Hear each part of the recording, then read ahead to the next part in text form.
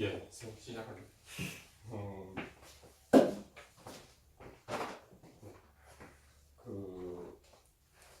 우리가 이 텍스트 자체로 들어가서 그 외예술가가 보통 일반 사람들과는 다른 방식으로의 어떤 사유, 즉 어떤 지각적 감을 갖고 예술을 통해서 보다 어떤 사물의 어떤 본질에 이제 접근해질 수 있는가에 대해서 이제 이야기했는데 그 근거가 이제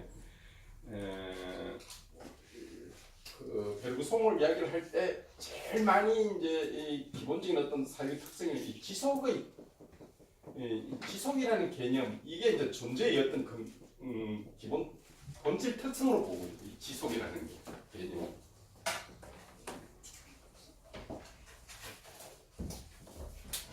상당히 이 중요한 그러니까는 우리가 이제 플라톤이라든지 뭐 그 이전의 어떤 그 관념론들을 이제 베르그송이 비판을 할 때 제일 그 핵심으로 삼는 그 주관점들이 뭔가 하면은 이전에는 존재 자체를 이게 정체된 방식으로 파악한 정체됐다는 방식이 이제 고정화시킨다 이렇게 보는 거죠. 그러니까 가령 예를 들어서 이제 베르그송이 보는 플라톤 같은 경우 이제 플라톤은 어떻게 본가면은 그 이데아라는 그 자체가 사물의 어떤 본질을 근거지어 주는 건데 이 이데아라는 그 자체의 개념 자체가 존재의 근거라는 차원에서 그러나 모든 사물을 정체화시켜준다. 다른 말로 하면 고정시켜준다요. 그게 이제 이 베르그송이 나는 이전의 철학적 사유와는 다르게 지속 자체가 존재의 어떤 근본 특징이다, 본질이다 이렇게 보는 거죠. 지속이라는 개념 속에는 또 무슨 그 안에 내포되어 있는가 하면 생성이라는 개념이 들어가 있어요. 그래서 우리가 전에 그 니체 공부하고 할 때 아니면은 다른 거 할 때 헤라클리토스 같은 어떤 거를 이제 공부를 우리가 좀 했었죠. 그런 것들도 여기 이제 지금 딸려 있는 거죠. 이제 왜 이 베르그송이 이런 어떤 지속을 자기의 어떤 철학적 근거로 삼았는가 하면은 자기가 이제 그 철학사에 보면은 제논이 나와요. 우리 이제 엘레아 학파라고 그러고 이 엘레아 학파 자체가 뭔가 하면은 그 우리 이제 이 아킬레스하고 거북이하고 여러분들 그거 아십니까? 아시죠?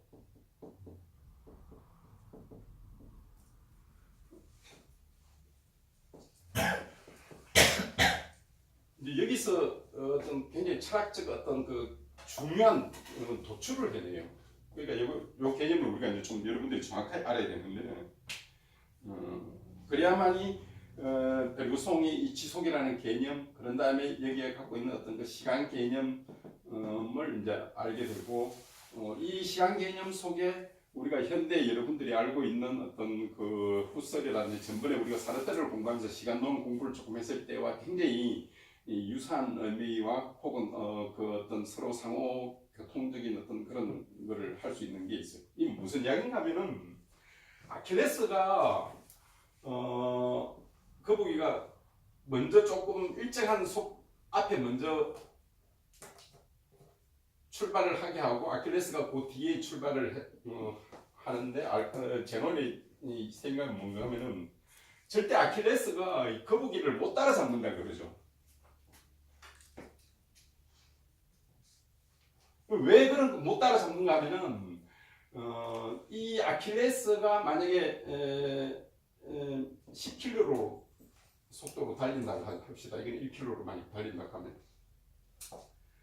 이 정도의 어떤 속도를 가지고 있는 아킬레스가 거북이하고 어떤 경주를 할 때 절대 아킬레스가 거북이를 못 따라잡는다는 거죠. 그러니까 일정한 출발점을 앞서서 출발을 했다고 하더라도 아킬레스가 뒤에 출발을 했다 했는데 10분의 1, 10km 정도, 즉 약 10배의 빠른 속도로 달릴 수 있음에도 불구하고 이 아킬레스가 거북이를 못 따라잡는다고 하는 거죠. 그 논지는 이래요. 거북이가 출발을 해가지고 T1 지점에 딱 도착을 할 때 아킬레스가 다시 거북이는 T2 지점으로 가게 된다는 거죠. 그만큼 더 가게 된다는 거죠. 조금 더. 다시 아킬레스가 T2 지점에 가게 되면은 거북이는 다시 T3 점으로 가게 된다는 거죠.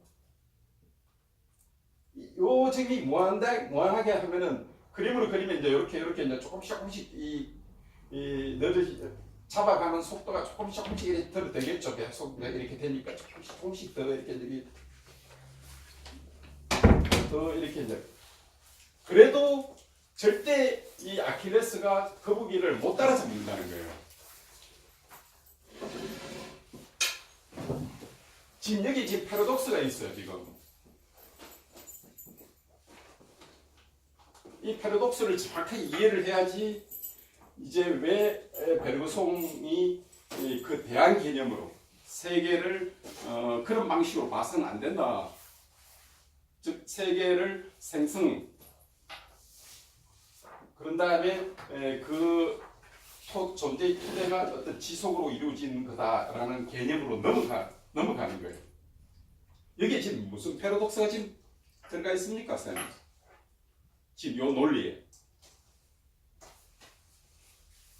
이거 우리가 현대식으로 이야기하면 이게 말도 안 되죠, 그럼. 근데 지금 아까 제논식으로 이야기를 하면 말이 되는 거예요. 왜? 제가 다시 한 번 더 설명하겠습니다. 거북이가 일정한 지점을 앞서서 놓고 출발점을 놓고 출발을 하고 아킬레스는 약 10km 정도의 속도로 혹은 여기는 이제 거북이는 1km라고 합시다. 우리가 잠정기는 더 수치로니까 그 출발을 이제 땅 했는데 그러면은 아킬레스가 이 거북이가 도달했는 어떤 지점 즉 출발점이겠죠. 제일 처음은 그 점에 딱 도착할 때 그 지점에서 거북이는 그 지점에서부터 다시 T2의 지점으로 싹 간다는 거죠. 다시 요 점이 중요해요. 요 지금 집중해서 그려야 되는 거. 다시 T2 지점으로 아킬레스가 갈 때 거북이는 다시 T3 점으로 옮겼다는 거죠. 즉 아직도 못 따라잡고 있는 거예요.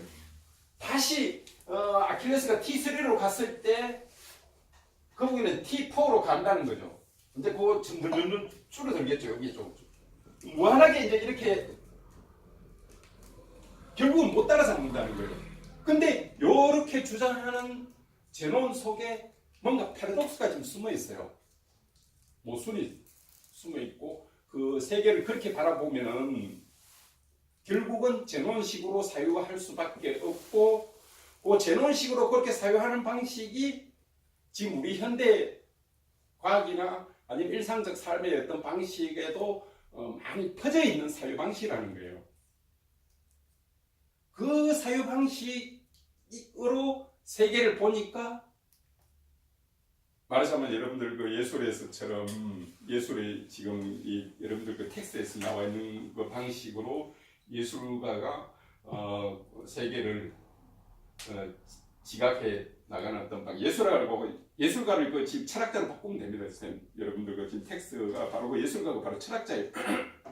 이제 왜 철학자가 되는가에 대해서 설명이 쭉 하면 이제 왜 예술가와 철학자가 나중에 되는가 결론이 나오는. 일단 여기 패러독스가 지금 숨어 있어요, 쌤들. 여기 지금 무슨 그 개념들이 이 안에 지금 내재되어 있기 때문에 이런 패러독스가 나올까요?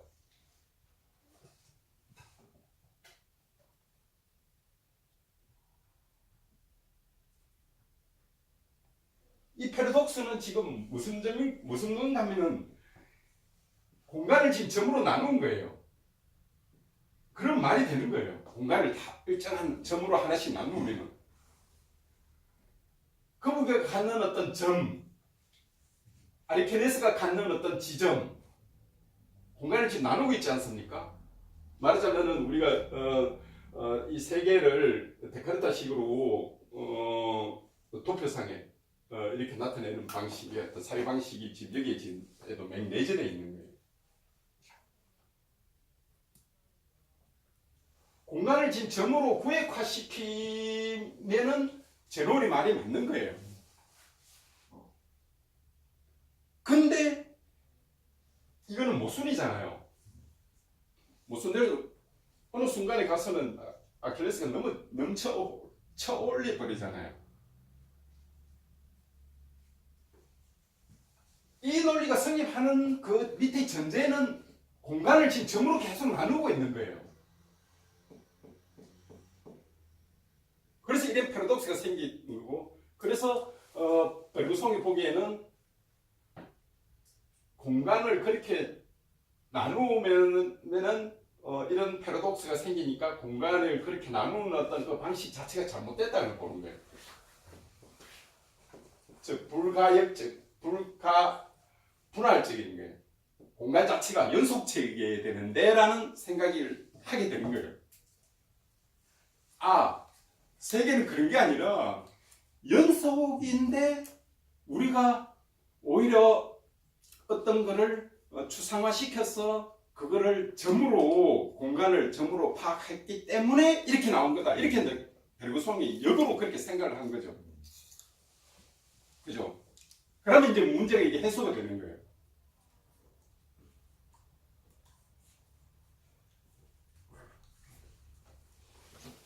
거기에서 지속 개념이 나오죠. 그렇죠. 예. 저희 아버지 지금 저기시죠.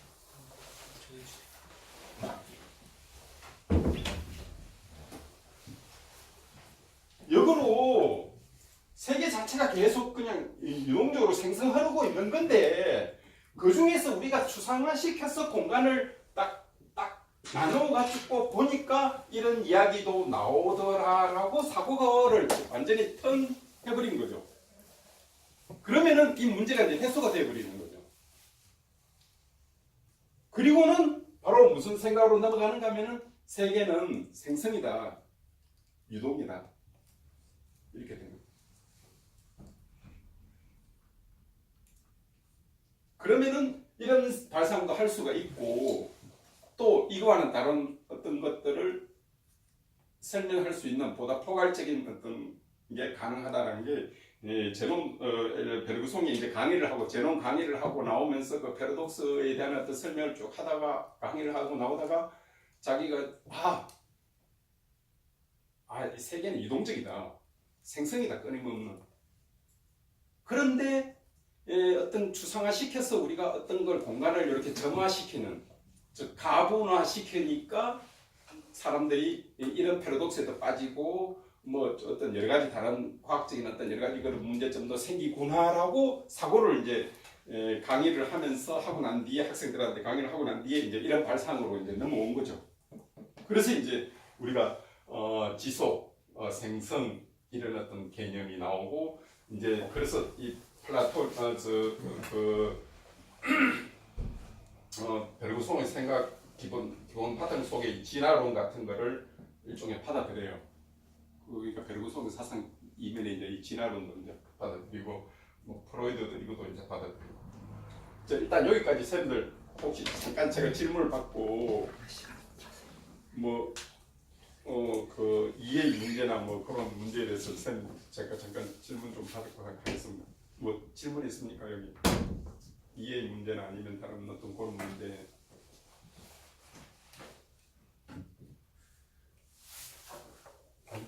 공간을 균등하게 나누면 저 패러독스가 없어질 텐데 인위적으로 공간을 계속 미분적으로 촘촘하게 만드는 그 인위적인 공간을 나누긴 나누되 자기가 자의적으로 그런 그 패러독스를 만들기 위해서 일부러 촘촘하게 미분적으로 나누다 보니까 저런 모순이 생기는 거예요.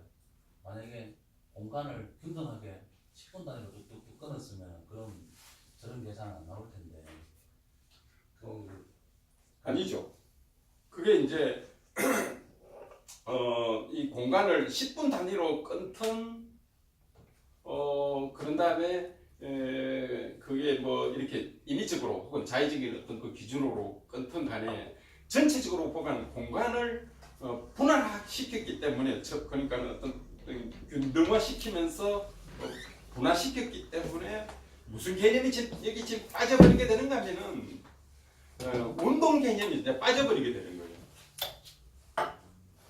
사실은 여기 지금 핵심에 들어가 있는 거는 뭔가 하면은 이 운동하고 있는 이 물체에 대해서 그 공간을 이렇게 함으로써 이렇게 이제 말하자면은 그 사물을 이렇게 왜곡시켰다고 볼 수 있는 그런 거예요. 그래서 균등화시키는 어떤 그런 차원이 아니라 공간 자체를 이렇게 공간 자체를 어떤 그 메카니컬하게 기계적으로 분화시켜버렸다는 데서 오는 근본 문제가 여기에 지금 내재가 되어 있는 거예요.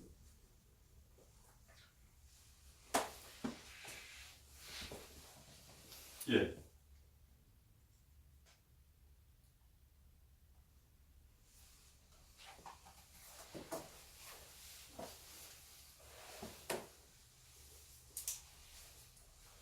그러니까 운동이 연속적인 운동이 핵심인데 그거를 시공간을 이렇게 구분하는데 초점을 맞춤으로 해서 저런 모순을 인위적으로 만들어냈다는 그런 말씀입니다. 그렇죠. 그러니까는 운동성을 얘기한다면 당연히 이렇게 쭉 연속적으로 운동을 할 때는 따라잡는 게 당연한 이야기인데 그거를 운동성이 초점 두지 않고 공간을 자꾸 이렇게 그렇죠. 점화시켜요. 그러니까 어떤 특정 지역을 균화시켜가지고 분등화시키면서 이게 지금 이제 여기에 속에 있는 게 왜 못 따라잡는가 하면은 거북이가 어떤 다른 한 점으로 갔다 위치를 고정화시키지 않습니까? 근데 실제 사물이 이렇게 고정화되어 있는 게 아니죠. 잘 우리가 보면 고정화되어 있다는 것은 굉장히 추상화시킨 거지. 지금 여기는 끊임없이 지금 이 거북이 자체가 한 지점과 다른 지점 사이에 지금 계속 이동 중에 있는 거죠.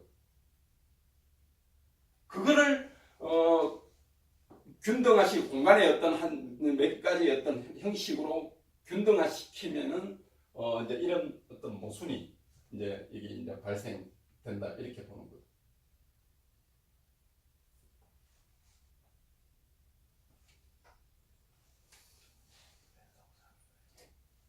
예, 제논의 패러독스.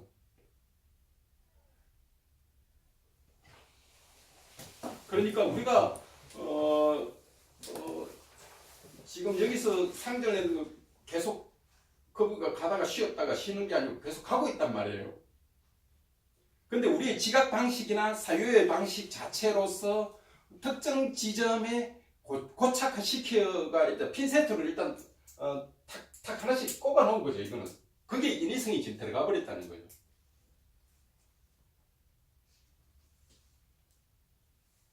그러면 저 모순을 받아들이는 이유가 처음 들었을 때는 저희도 저런 모순을 받아들였었잖아요.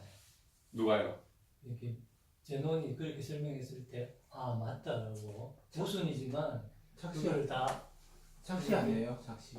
받아들인 이유가 그러면 그러니까 이제 그 당시 이제 세계의 사람들 자체는 입장이 두 가지로 있는 거예요. 세계를 바라보는 입장이. 하나는 헤라클리토스적으로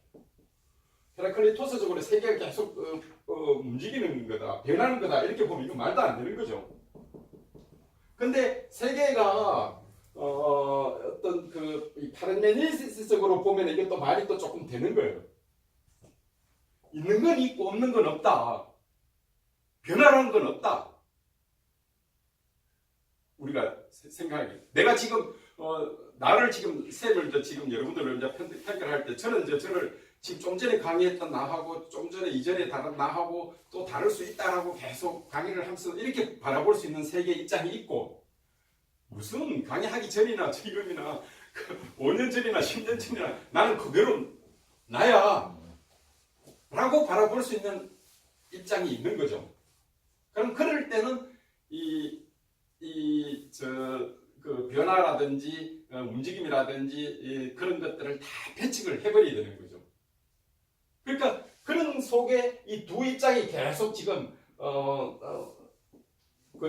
히랍적 사유에서는 이 두 입장이 계속 지금 사유하고 있는 그 투쟁의 어떤 과정에 있는 거죠. 그러니까 제논이 이렇게 이야기를 하면서 뭐를 이야기하고 싶은가 하면은 변화 자체에 대한 어떤 거를 지금 가고 싶은 거예요. 변화 자체에 대한 거를 비판하고 부정하고 싶은 거예요.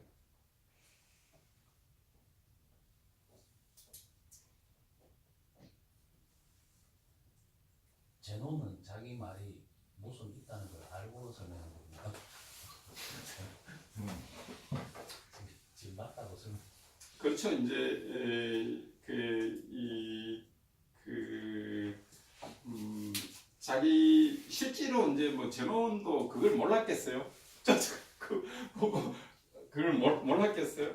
그러나 공간을 이런 방식으로 세계를 이런 방식으로 보면 결국은 그렇게 될 수밖에 없다라는 이야기를 하는 거고, 결국 이제 이면에는 무슨 이야기가 진짜 깔려 있는가 하면은 이 철학적인 어떤 그 이면 뒤에는 우리가 그 현대에서부터 고대 그에서까지 계속 이 플라톤이나 아리스토텔레스한테도 계속 뭐가 문제되는가 하면은 이 세계가 계속 변한단 말이에요.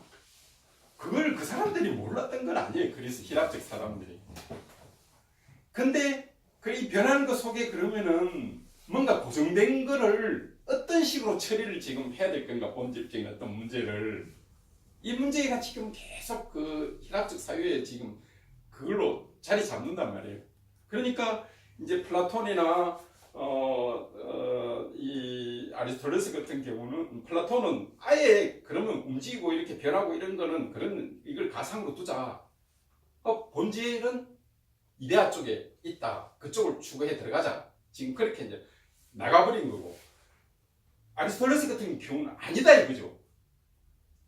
이 구체적으로 변하는 요 속에도 바로 그 개체의 실체의 어떤 그게 지금 자리를 찾고 있다라는 그걸 이제 이야기를 하고 싶은 거예요. 그러니까 결국은 이 변하는 것과 변하지 않는 것 속에 어디에 포인트를 둬가지고 세계를 바라보고, 그런 다음에 이 존재의 어떤 문제의 어떤 현상을 이제 설명을 이제 하려고 하느냐는 거죠.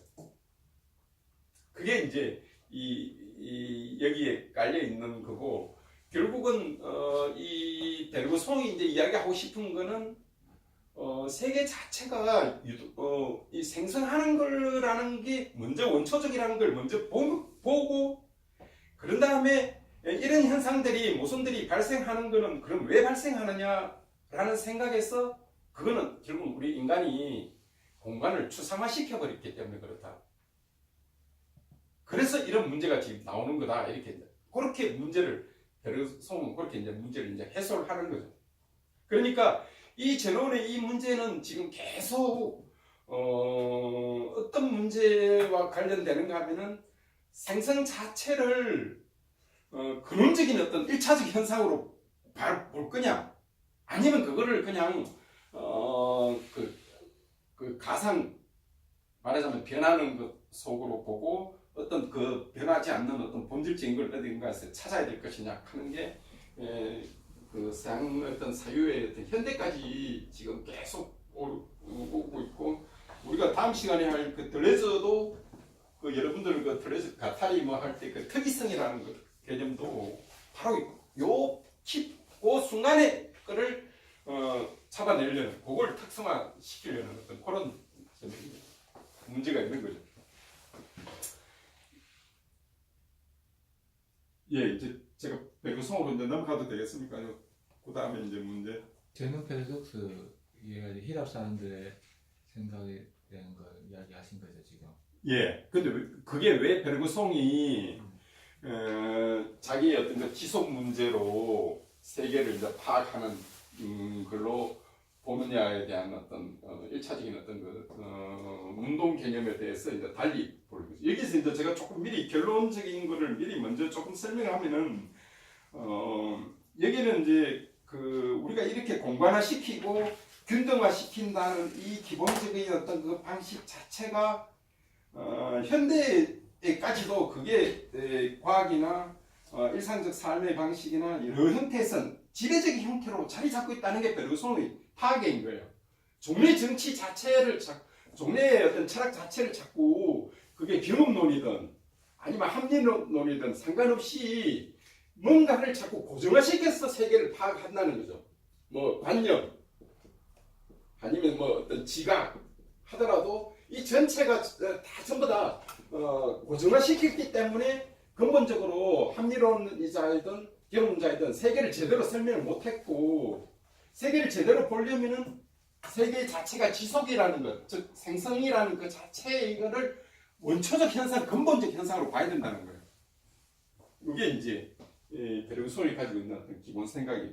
여기 생각에는 이제 그 조금 미리 좀 강의 중간쯤 나올 수 있는 이야기가 뭔가 하면은 제일 중요한 건 시간이에요. 이게 또. 이 생성이라는 것을 이루고 있는 것들이 전부 다 뭡니까 이게? 시간이 이렇게 지금 이루어지고 있는 거예요. 그러니까 베르그송이 보기에는 이 지속이라는 것 자체가 시간이 근본적인 어떤 구조인데 이 시간이 근본적인 구조가 지속으로 이루어져 있는데 말하자면 이게 현재 과거가 이 현재 속에서 이렇게 이제 말하자면 여러분들 왜 그 비유가 거의 비유를 하라고 그래요. 그 고무줄 있지 않습니까? 고무줄을 쭉 잡아 당기고 쭉쭉 하면 그 탕탕 늘고 줄어드는 그게 있지 않습니까? 예, 그 탄성력. 그게 바로 이 존재의 기본 특성이라는 거예요. 이 지금 생성, 지속, 뭐 시간 가는 것들이 다 이 고무줄이 지금 탱탱한 이거라는 거예요. 이게 어떻게 하느냐에 따라 그 고무줄이 늘어나고 그러니까 우리가 이 고무줄이라는 거를 이 늘어난다는 그 자체가 그걸 시간으로 개념을 집어넣고 우리 인간 존재가 그런 방식으로 존재한다는 걸 한번 여러분들 생각해 보십시오. 그러면은 존재를 이때까지 플라톤이나 아니면은 그 영국 합리론이든 그 경험론인자들이든 세계를 파악하는 어떤 방식과는 다른 방식의 세계 개념이 이제 나오는 거예요. 그걸 이제 지금 조금 더 설명을 이제 조금 이제 저희들이 지금 좀 해야 되는데.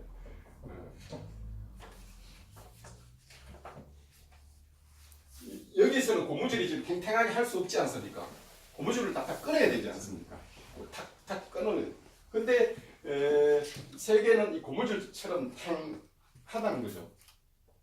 어떻게 더 하느냐에 따라가 여러분들이 과거의 어떤 그거를 프루스트의 마들렌 그 과자를 먹을 때 그 옛날의 추억이 나를 지금 새로운 어떤 삶의 어떤 방식으로 인내를 딱 하는 그 나의 그 이미 늘어나는 나의 기본적인 기쁨, 충만 이게 쫙 늘어나는 그 자체가 현재의 어떤 순간이 계속 이렇게 늘어나면서 긴장화되는 그때 이 과거를 그냥 과거로 흘려보내지 않고 과거조차도 현재의 시간 속에 팍팍하게 잡아가지고 긴장하는 그때가 바로 자아가 딱 인식된다는 거예요.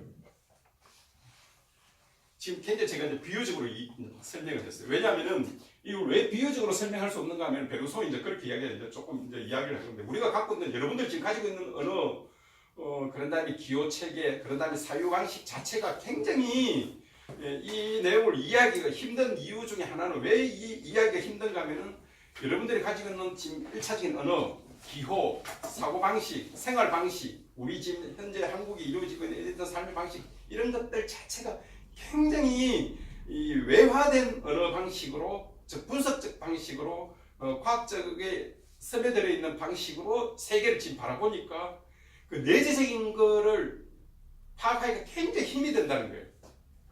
이거는 이제 제가 강의가 이게 왜 내용이 어려운가에 대한 변명이기도 하지만 우리가 왜 내재적인 현상을 파악하기가 그렇게 어려운가 하면은 그걸 내재적인 걸 파악하려면은 그 내재 속에서의 논리로 바라봐야 되는데 우리가 지금 가지고 있는 언어, 생활 습관 이런 것들은 그 내재화될 발달될 수 있는 도구를 안 가지고 있어요. 그러니까 이 강의 내용이 어렵고 이 베르그송이 이야기하는 이 내용이 굉장히 어렵다 그래요. 버트런드 러셀 같으면은 굉장히 석학이거든요. 난 그 사람 지금 수학책을 잘 이해를 못하겠어요. 근데 그 사람도 이 베르그송에 대해서 그렇게 이야기를 해요. 아 정말 어렵다. 이거 내가 내가 제대로 이해했는지 모르겠다 하면서 뭐 이제 자기가 주줄주줄 이야기를 해요. 그만큼 그런 게 왜 이야기가 나오는가 하면은 우리들이 가지고 있는 거는 대부분 보면 분석적 사유, 그런 다음에 이런 외제화된 어떤 사유, 형식화된 사유, 그런 다음에 우리가 가진 어떤 유용성이라든지 이런 식의 사유 방식에 젖어 있기 때문에 이 내재화된 세계 속에 들어가기 힘들다 그래요. 그래서 이제 베르그송이 이제 사유 방식을 바꾸라.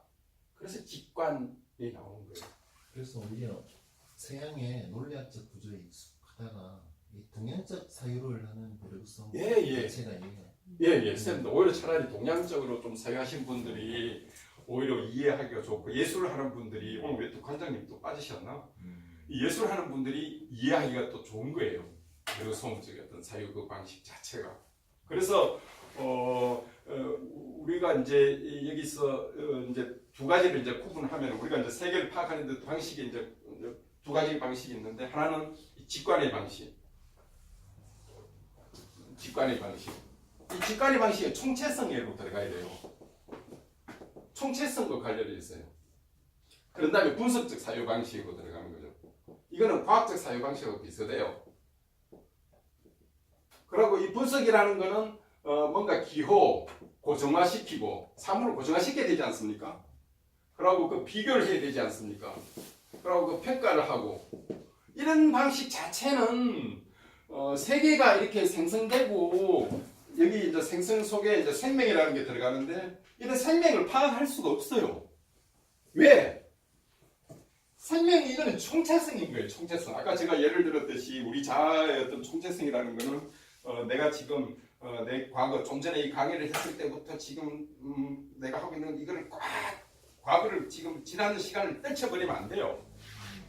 그 지금까지도 다 끌어안고 있는 요 현재 요게 베르그송이 말하는 그 지속이거든요. 근데 만약에 제가 이제 아까 사람들이 몇 명 없을 때는 한 명 없을 때는 또 이렇게 이야기를 했고 또 이렇게 했고 탁탁탁탁탁 끊어서 이제 비유를 하자면 여러분들이 닭을 닭으로 안 보고 닭의 어떤 그 부위 돼지로 하는 게 더 좋겠다. 우리나라는 돼지가 굉장히 그 부위가 많이 살려지니까 뭐 목살 뭐 뒷살 뭐 이런 게 식으로 그러니까 돼지를 총체적으로 안 보고 자꾸 돼지를 어떤 그 부위별로 평가를 해가지고 돼지로 평가하는 것이 이 분석적 사유 방식이고 그런 다음에 이게 이제 소위 말해서 베르그송이 말하는 지성 이렇게 들어가는 거예요. 이 분석이 이제 바로 이제 여러분들 갖고 있는 어떤 지성 이거는 이제 우리가 말하는 어떤 본능의 이제 기본적으로 그 본능과 지성이 그러면 그 구체적으로 원래는 어떻게 나온가 하면 이제 베르그송이 약간 진화로 지금 그 사유가 이제 좀 깔려 있는 거 이건 다 지워도 되겠죠, 쌤?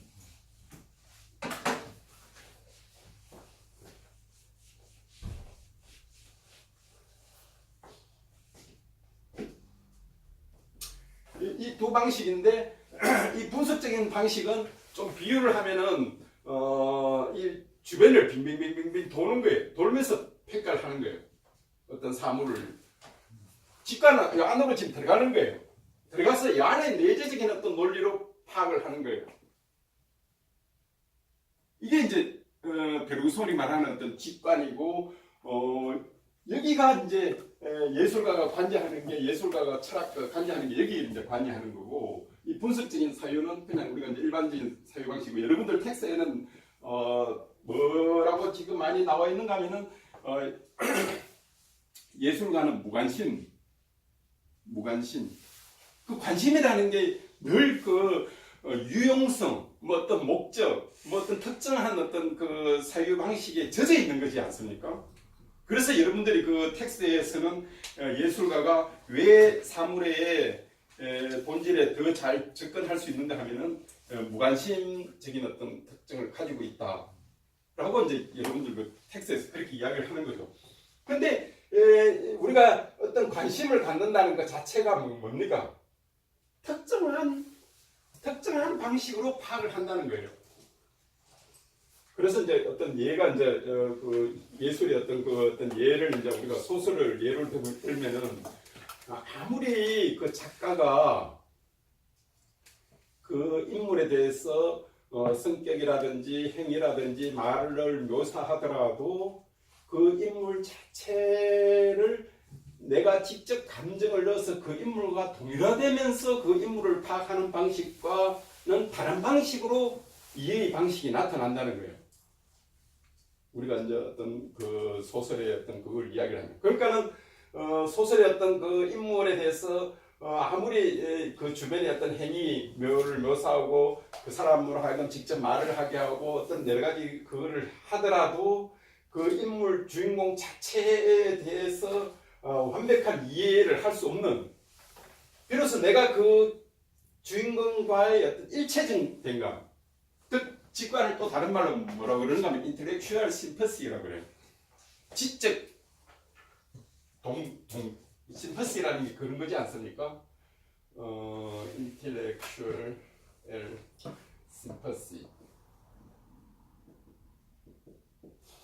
심퍼시라는 게 뭐 이제 공감 뭐 이런 거지 않습니까? 동화되는 그렇죠, 동감에. 그 방식을 직관을 또 다른 식으로 설명하면 이제 이렇게 되는 거예요. 그러니까 주변에서 도는 어떤 방식과는 다르게 안으로 이제 들어가야 되는 방식.